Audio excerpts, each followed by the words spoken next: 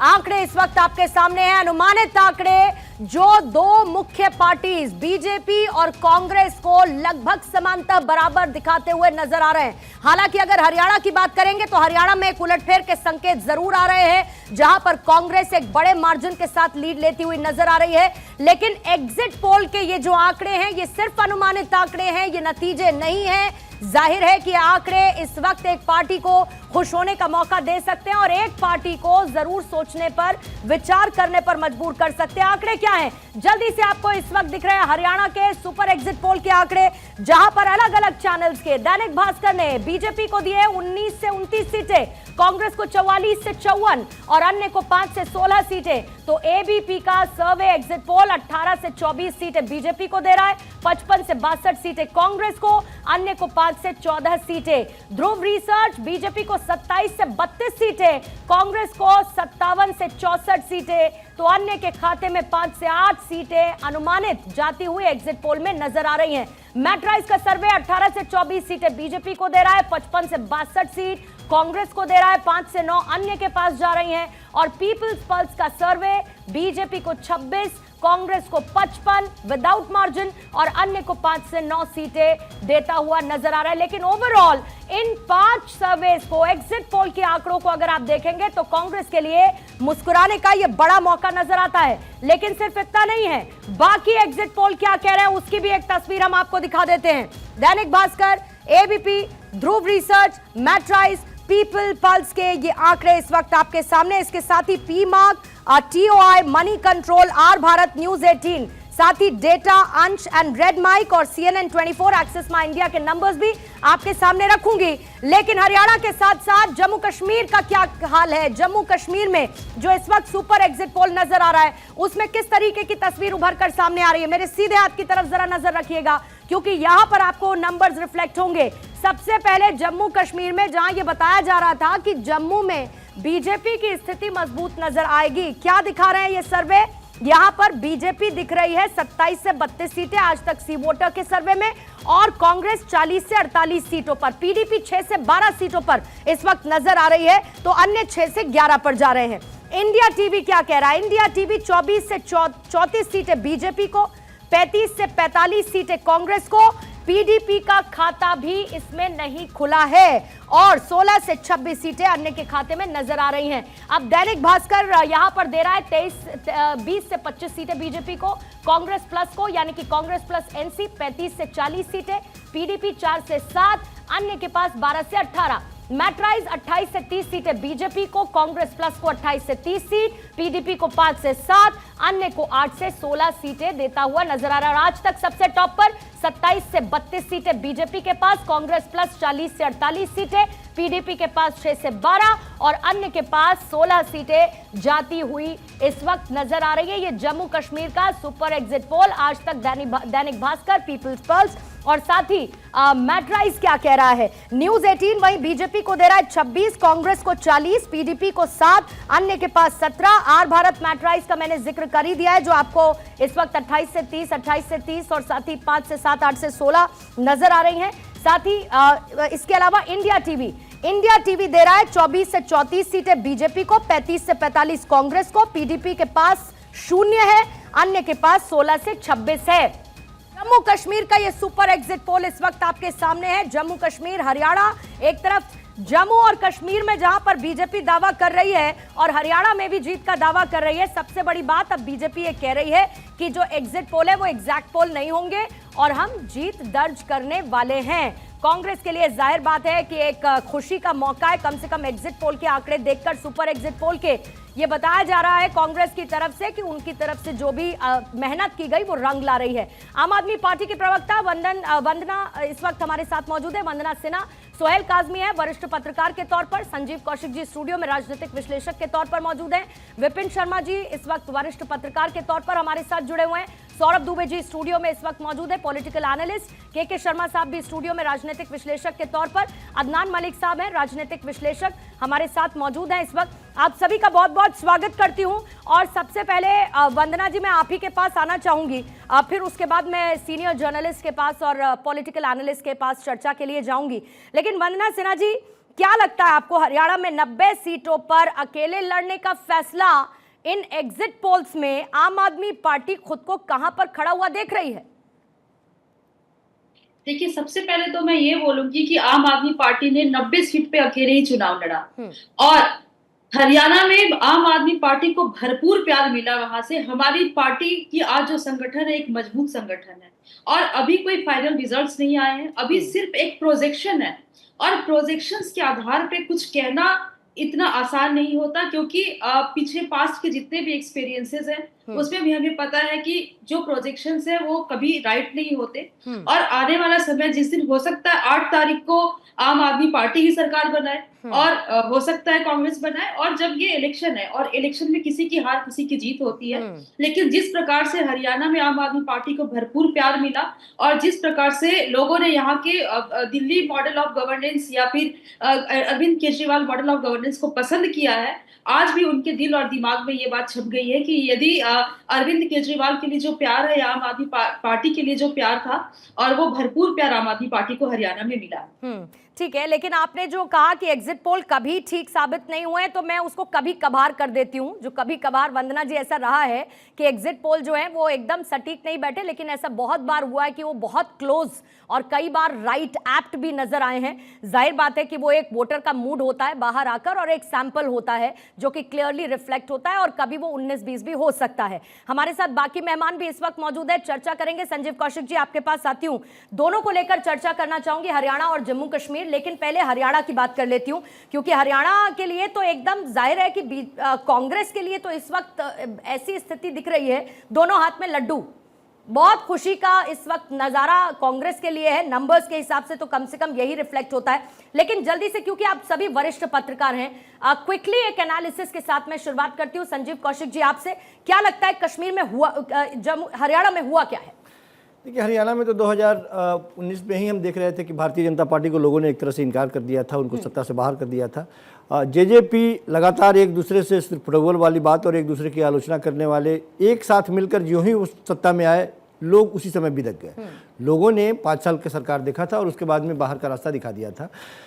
अब चूंकि 5 साल और बीत गए हैं इसमें, और इस 5 साल में भारतीय जनता पार्टी की जो नीतियां रही हैं, निश्चित तौर पे वो आलोचनात्मक नीतियां तो रही हैं। लोगों ने देखा है कि महिलाओं के साथ उनका व्यवहार क्या रहा है, हरियाणा की बेटियों के साथ क्या रहा, पहलवानों के साथ क्या रहा, किसानों को क्या क्या नहीं कहा गया। किसानों को अपने आतंकवादी, उग्रवादी, खालिस्तानी, पाकिस्तानी, वामपंथी, कांग्रेसी, क्या क्या नहीं कहा किसानों को। 750 से ज़्यादा लोगों ने शहादत भी दी, वो एक गुस्सा अलग से।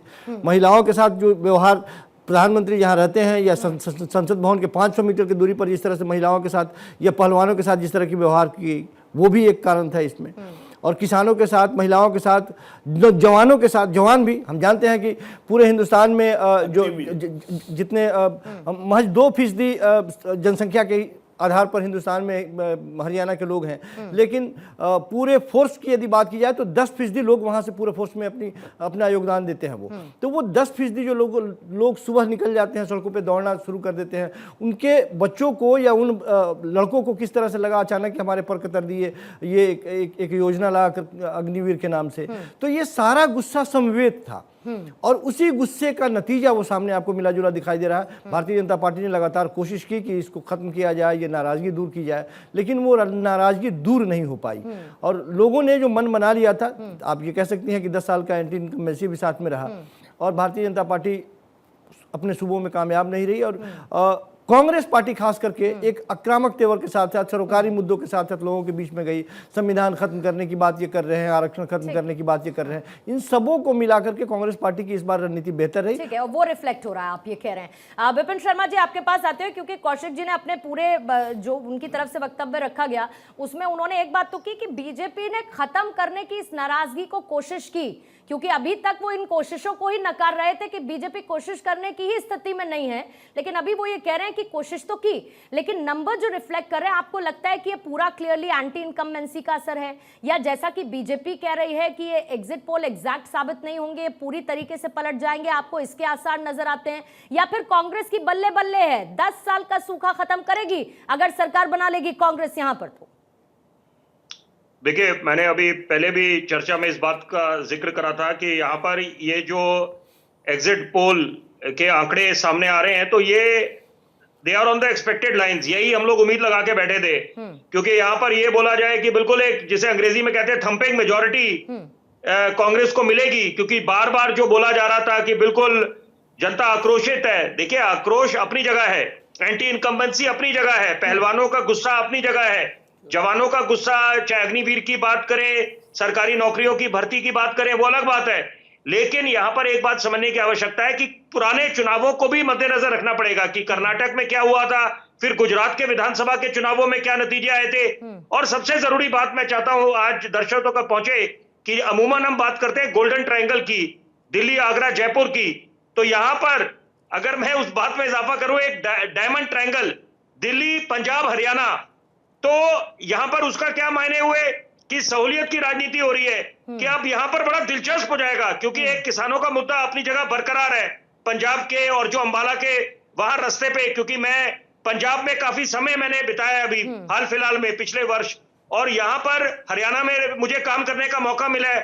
तो यहां पर ये, क्योंकि अभी क्या किसानों का मसला सुलझेगा, ये सबसे बड़ी बात है। और दूसरी बात है, क्योंकि आपस की जो तकरार है आम आदमी पार्टी और कांग्रेस की, जो उनकी भाजपा के साथ नाराजगी है वो अलग बात है, लेकिन यहां पर क्योंकि दिल्ली में विधानसभा में चुनाव है, वो ज्यादा दूर नहीं है, तो यहां पर क्योंकि पंजाब में जब कोई सीट शेयरिंग का इनका आपस में समझौता नहीं हुआ, दिल्ली में सीट शेयरिंग नहीं, करा, तो हरियाणा लेकिन में भी नतीजा ठीक है, तो हरियाणा में भी तो दोनों ने अलग अलग लड़ने का तय किया ना, उसमें क्या दिक्कत है? और वही आपने वंदना जी को सुना, और सुबह से मैं तो चर्चा कर रही हूँ, क्योंकि विपिन जी बार बार आम आदमी पार्टी क्या कह रही है कि हम चाबी हैं। अब वो चाबी कितने बड़े ताले को खोलने का मादा रखती है, ये तो जाहिर बात है कि एग्जैक्ट नंबर्स जो रिफ्लेक्ट होंगे नतीजों वाले दिन उस पर निर्भर करेगा। लेकिन इसमें भी कोई दो राय नहीं है कि अगर जरूरत पड़ी समर्थन देने की तो आम आदमी पार्टी समर्थन नहीं देगी, वो समर्थन डेफिनेटली देगी, भले ही बाहर से दे, लेकिन समर्थन देगी ही देगी। ठीक है, जल्दी से आप कुछ 10 सेकंड में विपिन जी इस पर बोलना चाह रहे हैं? मैं बोल रहा हूँ, देखिए आत्मविश्वास बड़ी अच्छी बात है, लेकिन यहाँ पर ओवर कॉन्फिडेंस, कि यहाँ पर जो भाजपा ने गलती करी कि 400 पार क्या नारा दिया, वही बात है आम आदमी पार्टी। सुनने में बहुत अच्छा लगता है कि आपने अकेले चुनाव लड़ा है, लेकिन जो नतीजे आए हैं, और अगर वो 8 अक्टूबर को यही आता है, लगभग इसके आसपास ही बैठता है, तो वो मुझे लगता है निराशाजनक होगा, क्योंकि इसका असर दिल्ली के चुनावों में पड़ेगा और कांग्रेस का मनोबल तो 7वें आसमान पर होगा ही होगा, क्योंकि यहाँ पर अगर उन्होंने जीत हासिल कर ली है दोनों जगह, नेशनल कॉन्फ्रेंस के साथ जम्मू और कश्मीर में सत्ता पे काबिज हो जाएंगे और हरियाणा में अपने दम पे, तो सीधी बात है कांग्रेस दोबारा चुनावी मैदान में आ जाएगी अच्छे दमखम से दिल्ली में, जहां पर विधानसभा में खाता नहीं खोल पाए हैं। यही है, मुझे लगता है विपिन जी, जो बहुत अच्छी बात है। लेकिन सौरभ दुबे जल्दी से बताते हुए, क्या है ये जो अभी सुपर एग्जिट पोल के नंबर्स हैं, क्या है ये ओवर कॉन्फिडेंस या फिर नैरेटिव काम कर रहा है? देखिए, अभी जो आम आदमी पार्टी की प्रवक्ता हैं, उन्होंने स्वयं कहा कि ये एग्जिट पोल जो है उनको सही नहीं लग रहा है। इसका मतलब उनको लग रहा है कि कांग्रेस पार्टी जो है वो हार रही है, तो इसका मतलब ये भी और उनको लग रहा है कि भारतीय जनता पार्टी जीत रही है। तो ये इस तरह के एग्जिट पोल में जब संभावना जताई जा रही है जीतने की, तो बहुत सारी संभावनाएं फिर हम निकाल सकते हैं आम आदमी पार्टी की प्रवक्ता के हिसाब से। तो देखिए, अगर वहां पर सीधी सीधी लड़ाई तो निश्चित रूप से कांग्रेस और भारतीय जनता पार्टी के एक दूसरे के साथ है। अब वो भारतीय जनता पार्टी की जो सीटें हैं वो कांग्रेस कितनी कम कर पाएगी, बस इसी की बात है। मुझे लगता है ये जो 50 से 55 लगातार सर्वे में अभी दिखा रहे हैं कांग्रेस पार्टी को, मुझे लगता है कि ये बहुमत के आंकड़े के आसपास अगर जाती है कांग्रेस जो है, तब तो ठीक है, नहीं जाती है तो फिर इनको मुश्किलें आएंगी, फिर भारतीय जनता पार्टी अपनी गठबंधन में दोबारा से सरकार बना सकती है, ऐसी संभावना भी है अगर पूर्ण रूप से माने। और अगर कश्मीर को भी मान ले, कश्मीर में देखिए, कश्मीर में पहले ही जानती थी भारतीय जनता पार्टी कि उसको घाटी में सीटें मिलने वाली नहीं है, ये ईमानदारी से वो जानती थी, फिर भी उसकी ईमानदारी से उसने चुनाव लड़ाया। क्यों? क्योंकि कश्मीर में वो चाहते हैं शांति स्थापित हो, कश्मीर के अंदर जो है कश्मीरियों को जो है विकास का रास्ता साफ हो। नेशनल कॉन्फ्रेंस का साथ आने का दांव तो काम आया ना? नहीं, नेशनल कॉन्फ्रेंस का देखिए, अब एक बात को 370 की वापसी का नैरेटिव चला क्या? 370 तो कभी वापसी नहीं, चला क्या? नैरेटिव का बनाने का प्रयास किया गया, उसी तरह से जिस तरह से संविधान खत्म कर दिया जाएगा, बीजेपी आएगी तो आरक्षण खत्म कर देगी, इसी तरह का एक नैरेटिव निश्चित रूप से घाटी के अंदर बनाएगी। अरे भैया, जनता बेवकूफ नहीं है, जनता ने अभी एग्जिट पोल है महाराज, अभी जनता को बेवकूफ मत बोलिए आप जनता को बेवकूफ मत बोलिए, लेकिन नैरेटिव तो काम करता है, ये तो राजनीति तो किसका खेल है? तो क्या राजनीति किसका खेल है? narrative जो तो- पढ़ ले जिसको जिस तरीके से राजनीति उसका खेल है, बिल्कुल। और ये हर सब पार्टियां करती आई हैं, तो हर राजनीति पार्टी तो यही मैं नैरेटिव बोलना चाहता हूं, बीजेपी दूध का दूल्हा नहीं है, बीजेपी राजनीति लेकिन बीजेपी के राजनीति एजेंडे में convince कभी भी करने का देशद्रोह खेल है। एजेंडा नहीं जो रहा। जिसको जिस बात पे ज्यादा कन्विंस कर ले वोटर को, बिल्कुल। राजनीति तो उसका भाई खेल है। शक्ति इनके पास, तंत्र इसके पास, मंत्र इनके पास, हाँ। अब फिर भी नैरेटिव क्रिएट कर रहा है विपक्ष, नहीं जिसके तो क्या पास आपको लगता है 40 सीट है, 44 आपको सीट लगता है लोकसभा चुनावों में संविधान खत्म कर देगा नैरेटिव कांग्रेस को नहीं, मददगार ये नहीं हुआ? संविधान इनके ही आपको नेता लगता है बोले थे, आपको इनके ही लगता है कि नेता- संविधान खत्म करने का नैरेटिव कांग्रेस को लोकसभा में फायदा नहीं देकर गया सच्चाई है? है, narrative डेफिनेटली नहीं है, वो देकर गया सच्चाई है। थी, तो वो बदल गया, सच्चाई थी। संविधान बदल गया क्या सरकार के की शर्मा जी? सच्चाई थी। संविधान अभी बदल गया क्या सरकार तीसरी बार सच सरकार बोलना आने गुनाह पर? है, तो संविधान ये तो बदल जीत गया है, क्या ये के शर्मा जीत है। जी? के शर्मा जी, संविधान बदल गया क्या इनकी तीसरी बार संविधान सरकार आने पर? बदल गया तो सब बदल गया कि नहीं क्या बदला? बदल जाएंगे? या 3 बार सरकार में बिहार- रहने पर इन्होंने संविधान बदल दिया क्या? घोड़े की 2 चाबुक है ना, तो एक कौन चाबुक खींच रहा है उसको? साउथ में, कौन नकेल एक कस रहा है बिहार में बताइए? तो कहाँ क्या से कर रहे बदल हैं? लेंगे? क्या कर रहे हैं? क्यों? बैसाखी की सरकार है, तो आपको बैसाखी की तो सरकार कहाँ है से तो गिर लाएंगे? गई क्या? कर तमाम देंगे। फैसलों में बताइए कहां पर गिरती लुढ़कती आपको नजर आई? अच्छा ये बताइए, बैसाखी अभी की सरकार। विजयदशमी चल रहा है, अच्छा एक दुर्गा मिनट पूजा है, के ये शर्मा सत्य की के जीत है कि के नहीं शर्मा है? जी अब के ये के बताइए। शर्मा जी यदि अभी सत्य आज यदि के कांग्रेस शर्मा जी जीती है अभी दोनों एग्जिट जगह पोल पे, है तो सत्य की जीत के है। शर्मा जी एग्जिट पोल है, ठीक है एग्जिट एग्जिट पोल है पोल ये, एग्जिट लेकिन पोल एक मिनट गलत आपने नहीं कहा है। बैसाखी की सरकार है के जी मेरी बात सुनिए, इसमें क्या आपने कहा बैसाखी की सरकार है, फर्स्ट 2 टर्म्स में बैसाखी की सरकार थी क्या? नहीं थी। संविधान बदल दिया क्या फर्स्ट 2 टर्म्स में? दूसरे टर्म्स में भी बदल दिया बहुमत। क्या? संविधान काफी बदला क्या? प्रचंड बहुमत। तीसरे टर्म में बैसाखी अरे की चढ़ सरकार है गई, तो बार-बार संविधान बदल चढ़ी, दिया एक क्या? बार चढ़ाया, इसी नैरेटिव की मैं बात ये करती बोला हूँ। कि तीसरी 5 बार साल चढ़ में गई। देखिए सुनिए, हम डेवलप नहीं जनादेश कर सकते हैं, तो 5 साल और मौका दिया जनादेश गया। हर पार्टी लेकिन के ना 15 लाख के शर्मा रुपया, जी, ना महंगाई जनादेश दिया, हर ना- पार्टी के सराखों पर होना चाहिए। जब बीजेपी की सरकार आई, कांग्रेस हारी तो कांग्रेस ने उसको सराखों पर लिया। बिल्कुल। बीजेपी की अरे सरकार आई, 370 से अब क्या तब अब सत्य की कांग्रेस जीत, ने तब सत्य लोकसभा की में हार बढ़त नहीं। ये बनाई। सौरभ जी बताया, कांग्रेस सत्य ने की जीत लोकसभा तब में नहीं बढ़त हुई। बनाई। सुनिए के शर्मा जी, कांग्रेस ने जब लोकसभा में 99 सीटें टच की तो भाई ये भी तो लोकतंत्र की खूबसूरती, ये भी तो जनादेश है ना।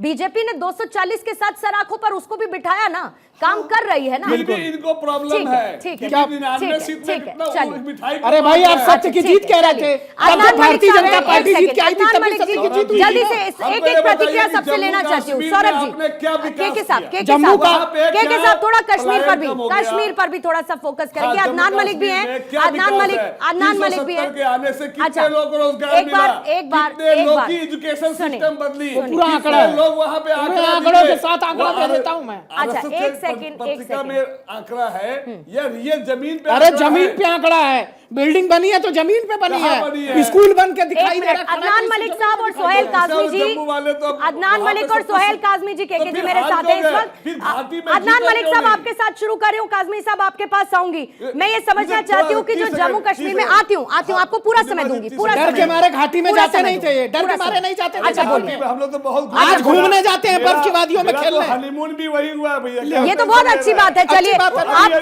आप खूबसूरत वादियों में, आप खूबसूरत 2014 वादियों के में बाद हनीमून हुआ है। मनाकर आए। उम्मीद करती हूँ कि आपकी मेमोरीज बहुत रिफ्रेश अभी होंगी हाँ, फिलहाल। 11 में हुआ, अगर आप 14 रिसेंट में- गए हैं तो, नहीं, अगर आप 11 रिसेंट में गए हैं तो शादी हुई है। चलिए बहुत अच्छी बात है। ये बहुत अच्छी बात है। सोहेल काजमी साहब, अदनान मलिक भी मेरे साथ हैं। अदनान मलिक साहब आपके साथ शुरू करती हूँ क्योंकि जो अभी सुपर एग्जिट पोल दिखा रहा है उसमें ऐसा मेरा एनालिसिस है, बाकी सर आप बहुत बेहतर तरीके से बता पाएंगे। और काजमी साहब यही सवाल आपसे भी रहेगा। ऐसा लगता है बीजेपी के नंबर्स देखकर कि ये जो कुछ भी मिला है वो सिर्फ और सिर्फ जम्मू से मिल पाया है, घाटी से बहुत कुछ हाथ में नहीं लगा है, लेकिन कांग्रेस और नेशनल कॉन्फ्रेंस का अलायंस एक मजबूती दे रहा है इस गठबंधन को। चला क्या 370 की वापसी? क्योंकि बम्पर वोटिंग की बात सर हम लगातार कर रहे थे अदनान मलिक साहब कि बम्पर वोटिंग हुई है और जो वहां के लोग हैं वो लोकतंत्र में अपनी भागीदारी निभा रहे हैं। कहां क्या कम रहा या कहां क्या ज्यादा बेहतर लग रहा है आपको हुआ? अदनान मलिक जी। स्टेट बुक का 370 का एक नैरेटिव जो उन्होंने चलाया वो चला, वो कश्मीर में चला और जिसकी वजह से ये लोग आज बहुमत के पास पहुंच रहे हैं। और जम्मू में तो बीजेपी का पहले भी एक स्ट्रॉन्ग होल्ड था। जम्मू ने बीजेपी को पहले भी एक मतलब मेन सेंटर अर्बन एरिया देखा जाए वहां पर भी जम्मू का बीजेपी का स्ट्रॉन्ग होल्ड था। उसके बाद रूरल इलाके में भी बीजेपी ने इस बार अच्छा किया है, मगर बीजेपी अपनी पैंट जो है वो कश्मीर में नहीं बता, जिसकी वजह से वो सत्ता से थोड़ी दूर रह गई। ठीक है। सोहेल काजमी साहब, मेरा यही सवाल आपसे भी है सर।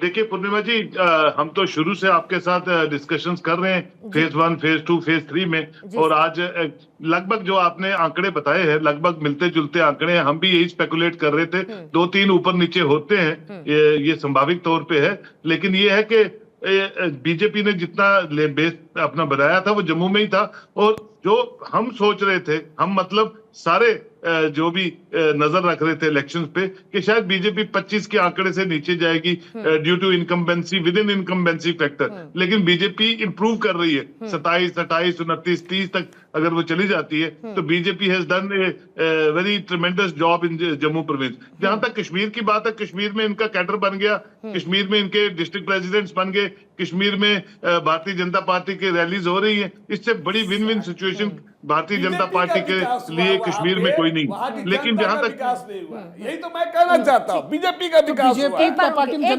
पार्टी का विकास मकसद थी, ये जनता ने समझ गई। के साहब एक बार उनकी बात पूरी होने मैं दीजिए। थोड़ा सा इनकी बातों से यही लग रहा है। एक्चुअली वो बहुत आराम से बात करते हैं, किसी के बीच में बोलते नहीं है तो थोड़ा सा डिस्टर्ब हो जाते हैं। काजमी साहब अपनी बात को पूरा करें। देखिए पूर्णिमा जी, ये एक ग्राउंड वर्क होता है, जितने भी चैनल्स का आपने ग्राउंड वर्क बताया है वो बिल्कुल नकारा नहीं जा सकता। हम भी इसी को स्पेकुलेट कर रहे थे, यही सोच रहे थे। अब 2-3 के आंकड़े ऊपर नीचे हो जाते हैं, उसको नजरअंदाज कीजिए, लेकिन ओवरऑल रिजल्ट इसी तरह का जम्मू कश्मीर में आएगा। और जम्मू कश्मीर में जो पहली पार्टी है वो नेशनल कॉन्फ्रेंस और कांग्रेस की जो है उनका नंबर ज्यादा रहेगा।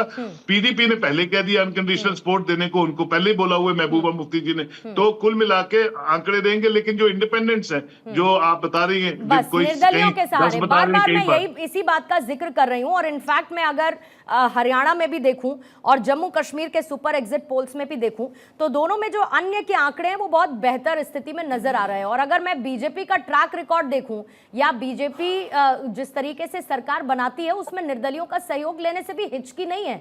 ऐसे में जम्मू कश्मीर में कहा जा रहा था कि निर्दलियों के सहारे भी बीजेपी आगे बढ़ सकती है। बहरहाल ये तो आंकड़े सुपर एग्जिट पोल के हैं और नतीजों के बाद सरकार बनाने की प्रक्रिया, ये दोनों अलग अलग चीजें हैं। लेकिन जल्दी से के साहब आप अपनी बात को पूरा कर लीजिएगा, फिर वंदना जी आपके पास आती हूं। मेरा यही कहना है कि बड़ा ही ये क्लियर है कि ये जो जीत हरियाणा में है, ये एंटी इनकम्बेंसी एक जरूर उसमें एक कारण है, लेकिन साथ में जो जय किसान, जय जवान और जय पहलवान का जो नारा जो दिया गया था, वहां पे किसान बहुत त्रस्त हो गए थे। जिस तरह से किसानियों को, जैसे हमारे भाई यहाँ पे कहे कौशिक साहब की खलिस्तानी पाकिस्तानी क्या नहीं बोला, अरे हमारे किसान है। हर रैली हर में 2-4 गंदे लोग घुस जाते हैं, इसका मतलब पूरे को हम किसान की आंदोलन को गंदा नहीं बोलेंगे। सरकार के व्यक्ति ने बोला, लेकिन एक आदमी लाल किला पे जाके झंडा करते हैं, बोलते खलिस्तानी लोग। अरे उस घटना को क्या कहेंगे तिरंगा हटाने वाले को? बड़े बड़े लोहे कमाल करते हैं भाई साहब। मतलब दिल्ली पहले के लोग थे कांग्रेस की सरकार में लोग दिल्ली आते थे। उसी आंदोलन से प्रधानमंत्री के लिए जो कुछ निकला या कहा गया वो याद है आपको? या मैं रिमाइंड कराऊं? देखिए मैंने बोला कुछ शब्दों को छोड़ दिया जाए तो हमारे देश में धरना प्रदर्शन करने को कहा जाता है बिल्कुल आजादी, फंडामेंटल राइट, और उसके बाद वो कानून, और ये हमारे है। उसके बाद कानून को लेकर जब भी विरोध हुआ फिर कानून वो वापस ले लिए गए। उसके बाद बहुत सारी शर्तें आई, फिर बहुत सारी शर्तें आई। सुनिए जिस तरह से पैदल आ रहे थे और उनके साथ जो दुर्व्यवहार किया गया, उनको दिल्ली नहीं आने दिया। पहले हर कोई बिल्कुल ठीक बात है कि बीजेपी उसको एड्रेस नहीं कर पाई, बीजेपी किसानों की नाराजगी को एड्रेस नहीं कर पाई, ये बात आपकी बिल्कुल ठीक है। वंदना जी जल्दी से आपके पास आते हो, सौरभ जी फिर काउंटर रखिएगा, कौशिक जी आपके पास आऊंगी। वंदना जी, क्योंकि आम आदमी पार्टी, आप ही एक पॉलिटिकल पार्टी से अभी फिलहाल मेरे इस चर्चा में शामिल है, मैं अगर हरियाणा को देखूं तो मुझे ऐसा लगता है कि अरविंद केजरीवाल ने जिस तरीके से कमान संभाली, हरियाणा में पूरा का पूरा उन्होंने दारोमदार अपने सर पर लिया। एक संयोजक के तौर पर दिल्ली की कुर्सी आतिशी को सौंप दी गई और उसके बाद उन्होंने अपना पूरा ध्यान केंद्रित कर दिया कि हरियाणा पर हम फोकस करेंगे। क्या मैं ये कहूं कि अरविंद केजरीवाल का करिश्मा नहीं चला डिस्पाइट ऑफ द स्टैंड? जब आपने ये कहा कि हम लोग 90 सीटों पर अकेले लड़ेंगे, आप चाहते तो अलायंस कर सकते थे लेकिन आपकी बात नहीं बनी, तो क्या अरविंद केजरीवाल का करिश्मा नहीं चला हरियाणा में? देखिए, अरविंद केजरीवाल जी की जो झूठी गिरफ्तारी हुई थी वो सबको पता है क्यों हुआ था, क्योंकि उनको चुनाव प्रचार से रोका जा रहा था। और शायद ये वो अभी ये काम करके आए, क्योंकि अरविंद केजरीवाल जी की जो बेल हुई वो चुनाव के कुछ दिन पहले ही हुई है। और अरविंद केजरीवाल जी बहुत ही कम समय के लिए वहां पे प्रचार कर सके। अच्छा। और अरविंद केजरीवाल जी को शायद यही 3-4 महीने पहले बेल मिल गई होती तो फिर आज हरियाणा का जो रिजल्ट है वो कुछ और होता।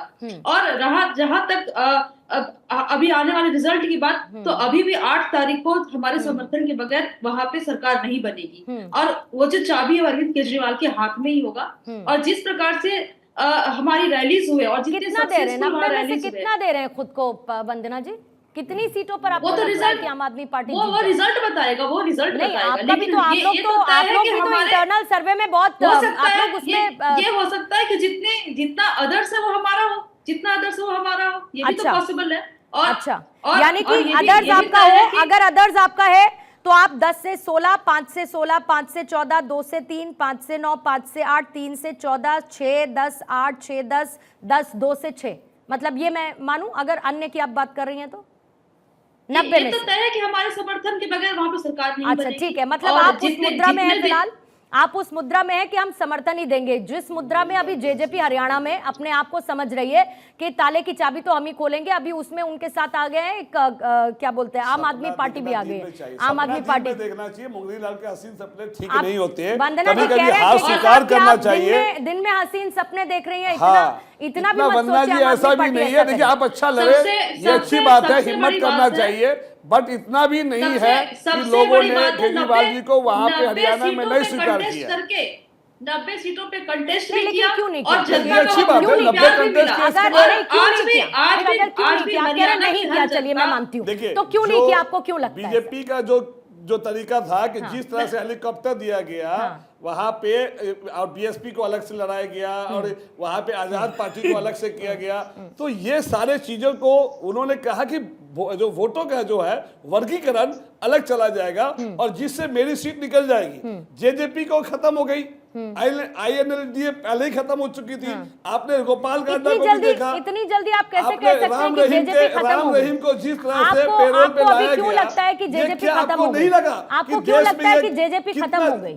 स्तर गिर गया, राजनीतिक स्तर जेजेपी गिर क्यों गया। खत्म हो गई? आपको क्यों लगता है के साहब? बीजेपी बाली है, बाली जो होता है वो आदि शक्ति ले जाता है। वो तो ले गई आदि शक्ति पहले ही, और जो चुनाव के बाद आदि शक्ति जो बची कुची वो भी ले गई, जनता ले तो गई। फिर तो अपनी शक्ति सबसे पहले बीजेपी वही को है, खत्म वही- करनी वही चाहिए। है। और एक मिनट का समय मैं सभी मेहमानों के पास जा पाऊंगी। सौरभ जी, आपके साथ शुरू करती हूँ। मैं सिर्फ इतना जानना चाहती हूँ कि हरियाणा के अभी जो एग्जिट पोल के आंकड़े हैं उसमें क्या लगता है आपको? क्योंकि अगर कैंडिडेट्स के लिहाज से दलित, ओबीसी, ये सब ने कार्ड खेले, लेकिन कौन किसके साथ गया, ये आपको क्या नजर आता है इसमें? देखिए, इसका आकलन जो है, जब ये रिजल्ट जब तब्दील हो जाएगा सही आंकड़ों में, तब इसका ही जो है आकलन किया जा सकता है। लेकिन एक बात जो बार बार किसानों को लेके कही जा रही है, मैं देखिए एक बात कहना चाहता हूं कि इस देश में प्रचंड बहुमत की सरकार भारतीय जनता पार्टी की रही, प्रधानमंत्री नरेंद्र मोदी रहे, 1 साल तक किसान भाई बैठे रहे, अपना धरना आंदोलन उन्होंने किया, उसके बाद लगातार कमेटियां बनाई गई, 24 फसलों पर MSP हरियाणा के अंदर दी गई। इस देश के अंदर चौधरी चरण सिंह जी का सम्मान सब लोग करते हैं, वो लंबे समय तक प्रधानमंत्री नहीं रहे, एक बार भी पार्लियामेंट संसद का उन्होंने सामना नहीं किया, फिर भी हम उनको सबसे बड़े किसान नेता के रूप में मानते हैं। तो आप सोचिए कि एक देश में प्रचंड बहुमत की सरकार वाला व्यक्ति, जो प्रधानमंत्री नरेंद्र मोदी अपनी सरकार में आते हैं और एक बिल को वापस ले लेते हैं, तो क्या उन पर बार बार ये सवाल उठाना चाहिए? मुझे नहीं लगता। किसानों को लगातार जो है फायदा देने का काम जो है वो भारतीय जनता पार्टी नरेंद्र मोदी की सरकार ने किया। ठीक है, हार किसी के मत्थे हो, जीत किसी के मत्थे हो। कई बार जो जैसा आपने कहा ना कि प्रोपेगेंडा चलाया जाता है, प्रोपेगेंडा में भी जनता फंसती है, तो मुझे लगता है टोटल टाइम साहब, और मैंने प्रोपेगेंडा नहीं नैरेटिव कहा था, दोनों में बहुत अंतर होता है। कौशिक साहब, आरक्षण और संविधान की बात, मैं अपने शब्दों के साथ बहुत सतर्क रहती हूँ सौरभ जी, इसीलिए don't play with me. Kaushik साहब नहीं, ठीक है कौशिक साहब, 1 मिनट आपके लिए। आपको लगता है कि जो जाट की नाराजगी एक हरियाणा में थी और बहुत कम गैप रहा लोकसभा विधानसभा चुनावों के बीच में, आपको लगता है कि वो नाराजगी खत्म नहीं हुई और शायद यही वजह जो नंबर्स नजर आ रहे हैं? 1 मिनट का टाइमर चलाएंगे कौशिक जी के लिए। पूर्णिमा, भारत के इतिहास में ऐसा कोई नजीर हो तो आप मुझे बताएंगे, याद कराएंगे कि कोई किसानों का आंदोलन 11 महीने तक चला हो, कोई ऐसा किसान का आंदोलन हो जिसमें 750 किसानों ने शहादत दी हो, कोई ऐसा आंदोलन आपने देखा कि किसानों के लिए वो दिल्ली की तरफ कूच न करे तो सड़कों पर कीले बिछा दी जाए, उसके लिए बुलडोजर चला दी जाए? ऐसा कहीं हिंदुस्तान ने पूरे विश्व के इतिहास में आपको ऐसा नहीं दिखेगा किसी आंदोलन को कुचलने के लिए इतनी बड़ी तैयारी। और उसके बाद यदि आप वापस लेते हैं तो कहते हैं कि हम, अरे भाई साहब सुन तो लीजिए, और आप कहते हैं कि हम शायद समझा नहीं पाए इसलिए किसान के कानून को, काले कानून को वापस ले रहे हैं। उसके बावजूद उन्होंने 1 साल तक वचन दिया था कि 1 साल मतलब तुरंत तब्दीली करके आगे आप लोगों से मिलेंगे, बातचीत करेंगे। 1 साल तक फिर उनके कान पे जू नहीं रही, फिर किसानों ने दोबारा सड़क पे बैठना शुरू कर दिया। ये वादा खिलाफी थी किसानों के साथ। ठीक है, ये बात देश के प्रधानमंत्री समझ नहीं पा रहे थे कि जो वादा किए, कम से कम देश के प्रधानमंत्री की बातें आपको याद होगा कि वो किसानों के आंदोलन को वापस लेने की बात कर रहे थे और कह रहे थे कि हम कानून वापस ले रहे हैं। किसानों ने कहा कि नहीं, लिखित दीजिए, जबकि हम सब जानते हैं कि देश के प्रधानमंत्री यदि कोई बात बोल दे तो उस पर यकीन करना हमारा फर्ज और धर्म बनता है। Time up. के साहब जल्दी से आप कुछ ऐड ऑन करना चाह रहे हो, 1 ही मिनट मिलेगा। साथ ही ये भी मुझे बताइएगा कि नेशनल कॉन्फ्रेंस कांग्रेस के कोलिशन में जम्मू कश्मीर में क्या उनको फायदेमंद लग रहा है आपको इन नंबर से जो हुआ है?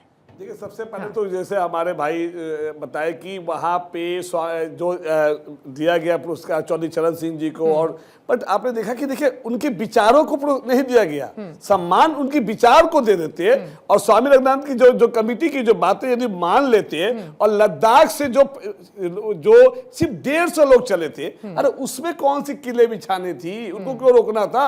माना कि चलो जवान, किसान और पहलवान को रोकना है, वो ज्यादा उपद्रवी कर रहे थे, बट वो 150 लोग लद्दाखों को दिल्ली में, अरे भैया क्यों रोका गया? 150 लोग पैदल। भाई हमारे देश में सत्याग्रह आंदोलन सब बीच में, आपने खुद बोला नहीं, बाबा रामदेव का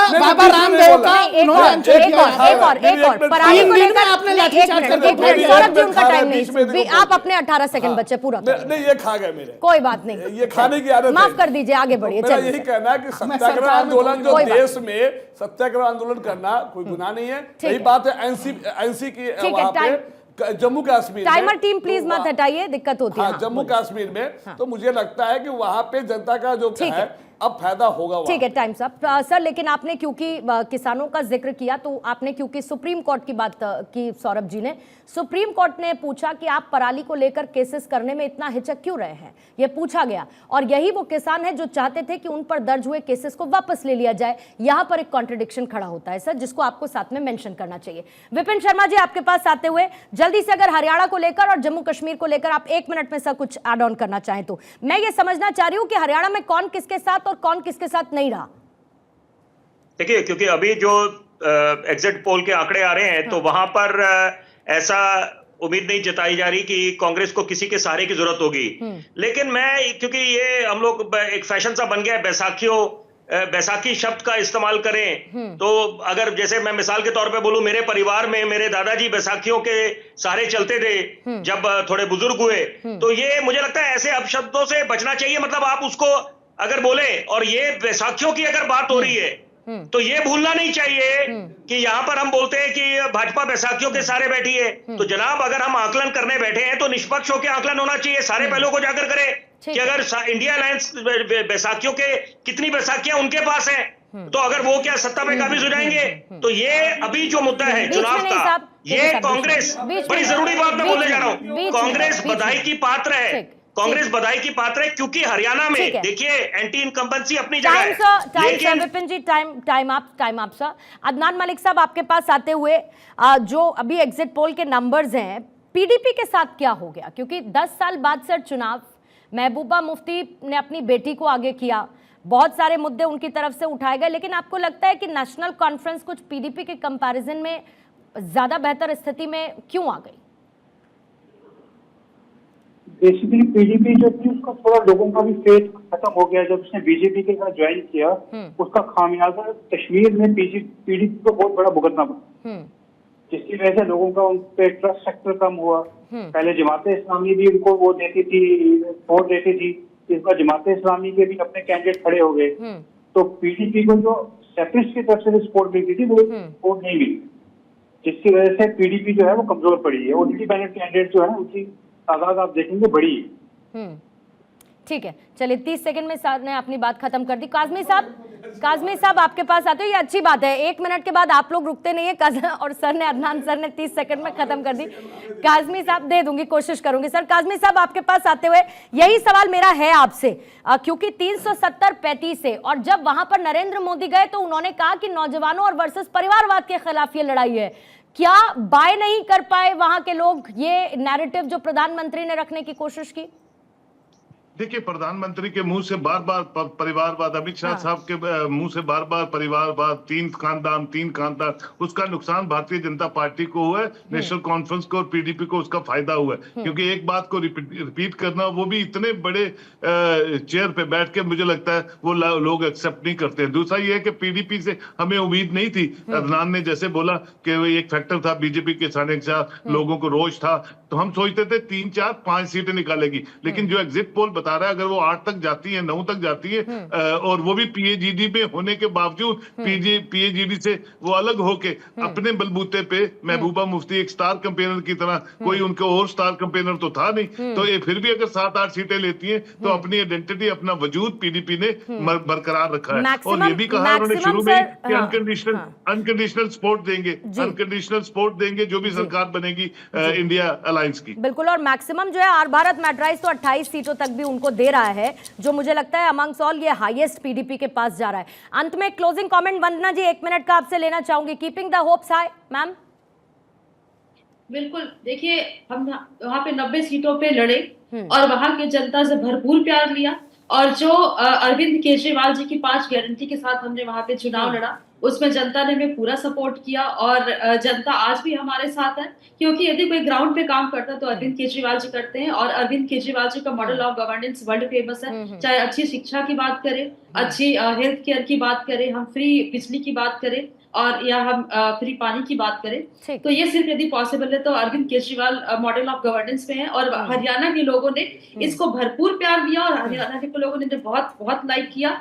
और एक सबसे अच्छी जो पार्टी के लिए अचीवमेंट की बात होती है, आज हरियाणा में आम आदमी पार्टी का संगठन बहुत मजबूत है। वहां हमने एक स्ट्रॉन्ग संगठन बनाया, और अभी भी सिर्फ प्रोजेक्शन है, रिजल्ट नहीं आया है। रिजल्ट जब आएगा तब हमें एक्चुअल चीजें पता लग पाएगी कि हम कहाँ पे खड़े हैं। ठीक है, पॉइंट टेकन मैम। और आप मॉडल ऑफ गवर्नेंस की बात करती है, लेकिन कई लोग इसे मॉडल ऑफ फ्रीबीज भी कहते हैं, जिसका अभी अभी आपने जिक्र किया।